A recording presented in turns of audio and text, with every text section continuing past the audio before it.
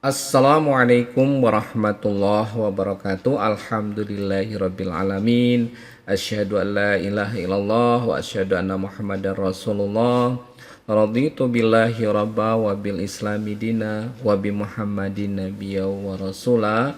Rabbi shrah li sadri wa yassir li amri wahlul 'uqdatam min lisani yafqahu qawli. Apa kabar semuanya? Semoga Anda semua selalu diberikan kesehatan dan rezeki yang barokah tentunya ya dari Allah Subhanahu wa taala.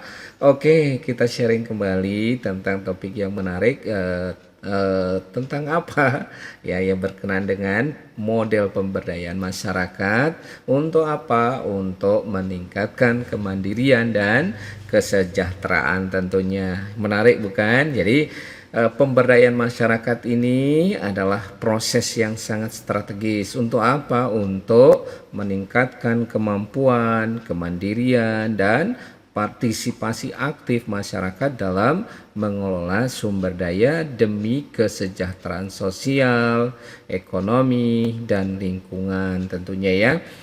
Nah, model pemberdayaan menjadi pendekatan kunci ya dan di dalam pembangunan yang kita pengennya berkelanjutan ya, terutama untuk mengentaskan kemiskinan, memperkuat kelembagaan lokal dan juga meningkatkan kualitas hidup masyarakat secara holistik ya. Kita berharap itu semua tercapai di seluruh Indonesia tentunya ya. Tidak pandang bulu, kita coba. Nah, kita akan bahas satu persatu.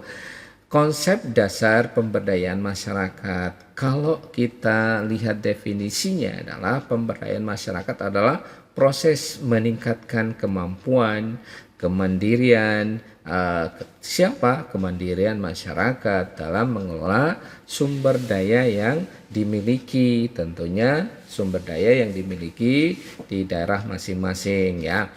Kemudian tujuan dan manfaat. Nah, tujuannya untuk pemberdayaan ini adalah mencapai kesejahteraan sosial, ekonomi, dan lingkungan ya. Tidak hanya sosial, tidak hanya ekonomi, tetapi lingkungan, karena bagaimanapun kondisi lingkungan itu sangat berpengaruh terhadap kesejahteraan nantinya. Nah, berikutnya manfaatnya mencakup peningkatan kualitas hidup dan pengentasan kemiskinan. Tujuan sangat mulia hal ini. Kita harus bersemangat ya, bagaimana semua kelompok ataupun setiap kita itu kita mau membantu yang ada di sekitar kita. Nah, bagaimana dengan ruang lingkup pemberdayaan meliputi aspek sosial tadi, ekonomi dan lingkungan, mencakup segala upaya untuk meningkatkan kapasitas masyarakat yang ada. Oke, kita lanjutkan kembali prinsip-prinsip pemberdayaan masyarakat. Yang kita harapkan yang pertama itu adalah partisipasi aktif. Masyarakat harus terlibat aktif dalam setiap tahapan program, mulai dari perencanaan hingga melakukan evaluasi ya.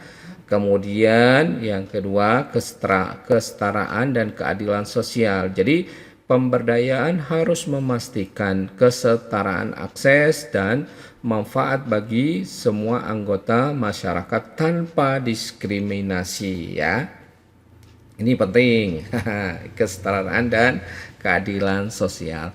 Kemudian yang ketiga adalah keberlanjutan dan kemandirian. Jadi program harus kita rancang ya untuk keberlanjutannya ya. Jadi tidak hanya itu, kita juga harus mendorong kemandirian masyarakat dalam jangka yang panjang ya. Jadi ini hal-hal yang ini. Kemudian yang keempat adalah transparansi dan akuntabilitas. Setiap proses dan keputusan harus transparan dan dapat dipertanggungjawabkan kepada masyarakat. Jadi inilah prinsip pemberdayaan supaya kita bisa berhasil tentunya supaya bisa didukung ya. Jadi dimulai dari partisipasi aktif, kemudian kesetaraan dan keadilan sosial, kemudian yang ketiga keberlanjutan dan kemandirian, serta yang keempat transparansi dan akuntabilitas. Ini semua yang merupakan prinsip dasar. Kemudian kita bicarakan tentang modelnya. Ya, apa saja model-model pemberdayaan masyarakat ini? Yang pertama itu model partisipatif.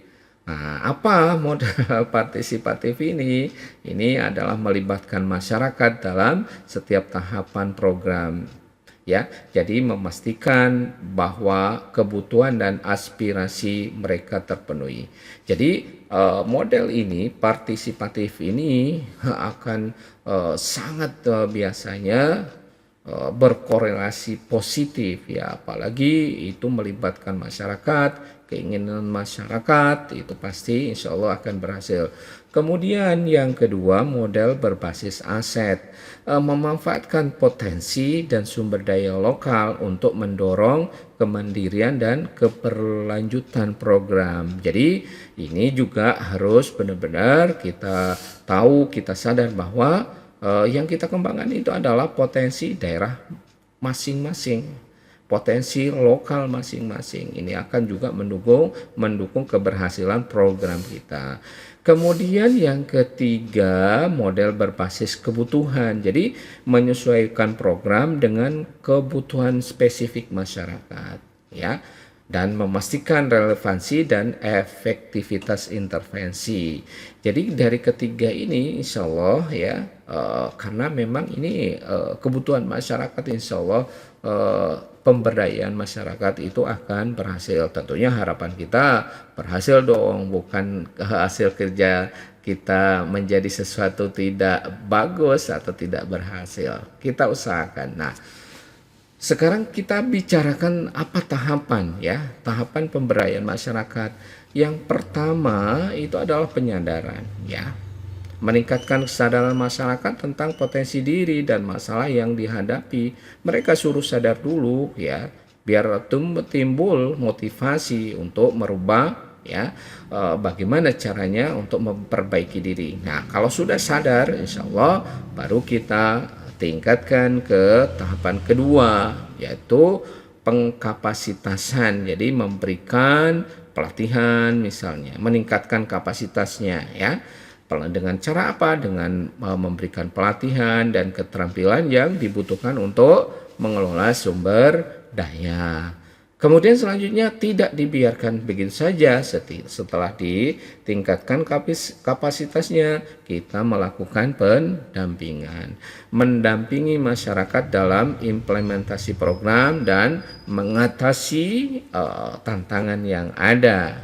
Itulah tahapan yang harus kita lakukan supaya program pemberdayaan kita atau pemberdayaan masyarakat itu bisa sukses tentunya. Nah, sekarang tantangan dalam pemberdayaan masyarakat yang sering terjadi.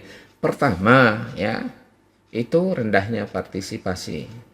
Ini kadang-kadang memang banyak terjadi dimanapun ya. Tapi jangan pesimis, kita harus optimis, kita lakukan upaya supaya bisa meningkatkan partisipasi mereka melalui proses penyadaran tadi. Kemudian yang kedua adalah keterbatasan sumber daya. Ya, inilah keterbatasan yang sering terjadi. Kemudian yang ketiga, konflik sosial. Nah, dari ketiga ini nanti kita upayakan cari solusi bagaimana supaya rendahnya partisipasi ini bisa kita tingkatkan. Kemudian keterbatasan sumber daya, apa yang bisa kita lakukan untuk meningkatkan kapasitasnya. Kemudian yang ketiga, kalau ada konflik ya cepat-cepat kita harus bisa mengatasi ini ya. Meskipun pemberdayaan masyarakat menawarkan potensi yang besar ya, sekali lagi ada beberapa tantangan yang harus diatasi ya.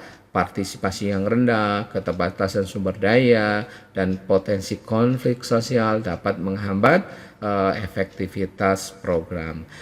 Strategi yang tepat ini ya diperlukan ya, bagaimana kita pelaku pemberdayaan ini untuk mengatasi tantangan ini dan memastikan keberhasilan pemberdayaan. Oke, sekarang berbicara tentang peluang dalam pemberdayaan masyarakat. Kita tahu ya, dukungan pemerintah ya. Pertama, kebijakan dan program pemerintah yang mendukung pemberdayaan masyarakat itu sangat luar biasa ya.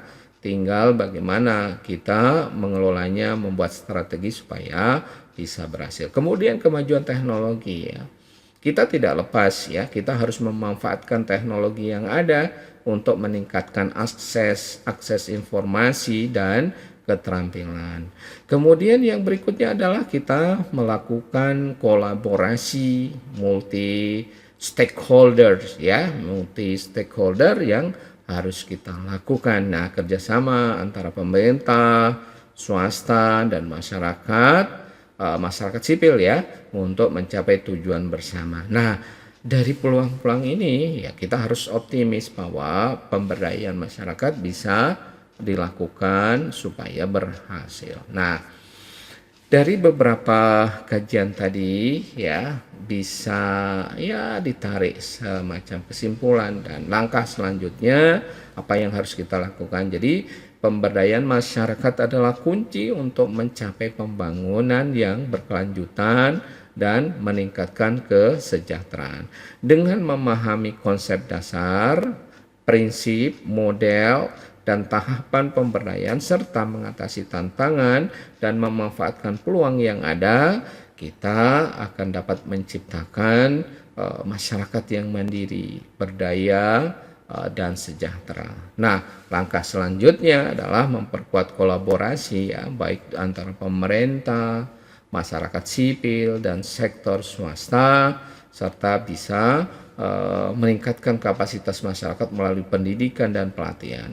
Kemudian tidak kalah pentingnya kita melakukan evaluasi berkala dan adaptasi juga penting ya, untuk memastikan keberlanjutan dan efektivitas pemberdayaan masyarakat itu sendiri. Oke, mungkin itu yang bisa disampaikan ya. Nanti kita sharing, kita lanjutkan tentang pemberdayaan ini.